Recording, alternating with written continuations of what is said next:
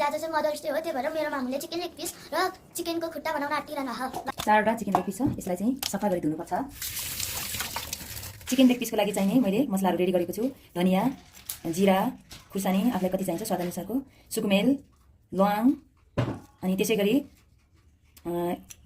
अदुवा, लसुन, पिप्ला पनि रहेको छ। मसलाहरूलाई चाहिँ मैले मिक्स गरेर मजाले पिन्छु, किनकि यो हातले पिनेको मसला चाहिँ एकदमै लाग्ने मिठो हुन्छ।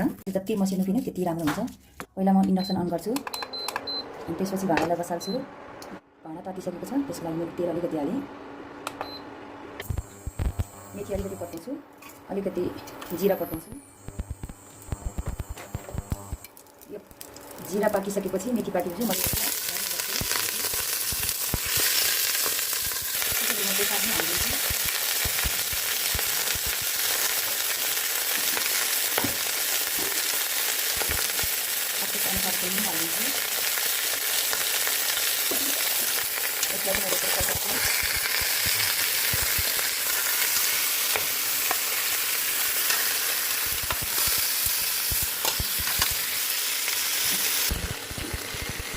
मसला यतिको रातो भएपछि मसलाहरू हाल्छु।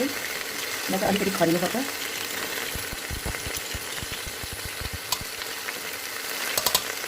मसलाको मक बास्न आइसक्यो।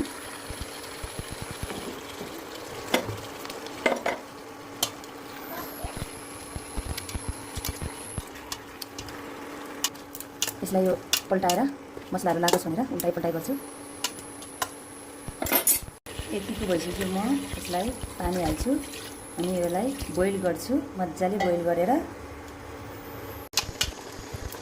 पल्टाइराख्नुपर्छ ताकि भित्रसम्म मसला र नुनहरू लागोस् भनेर गरेर यतिको भइसक्यो। यसलाई चाहिँ हल्का फ्राई गर्नुपर्छ। फ्राईको लागि चाहिँ मैले अलिकति तेल हालेँ।